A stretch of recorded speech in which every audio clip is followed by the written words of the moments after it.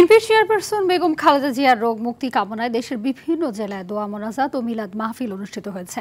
বরিশাল, খুলনা, নোয়াখালী, নেত্রকোনা, মাদারীপুর ও হবিগঞ্জে বাদ জুমা বেগম জিয়ার রোগ মুক্তি ও দীর্ঘায়ু কামনা করে দোয়া করেন দলটির নেতাকর্মীরা। প্রতিনিধিদের পাঠানো তথ্যচিত্রে বিস্তারিত থাকছে আব্দুল হামিদের রিপোর্টে।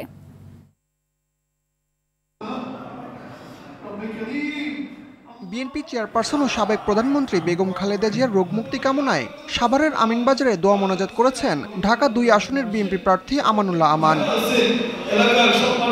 বেগম খালেদা জিয়া সুস্থ থাকলে আগামীতে দেশ উন্নয়নের দিকে অগ্রসর হবে বলে মন্তব্য করেছেন বিএনপির ছাত্র বিষয়ক সম্পাদক রকিবুল ইসলাম বকুল। বাদ জুম্মা খুলনায় বেগম জিয়ার সুস্থতা কামনা করে দোয়া মাহফিলে তিনি একথা বলেন।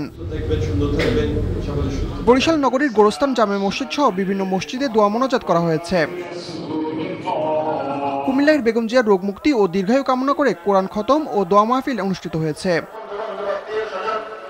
নোয়াখালীর হাতিয়ায় সাবেক এমপি প্রকৌশলী মোহাম্মদ ফজলুল আজিমের বাসভবনে উপজেলা ও পৌর বিএনপির উদ্যোগে দোয়া মাহফিলের আয়োজন করা হয়। নেত্রকোনা কেন্দ্রীয় জামে মসজিদ, ছোট ও বড়বাজার মসজিদ সহ বিভিন্ন মসজিদে দোয়া মাহফিল অনুষ্ঠিত হয়েছে।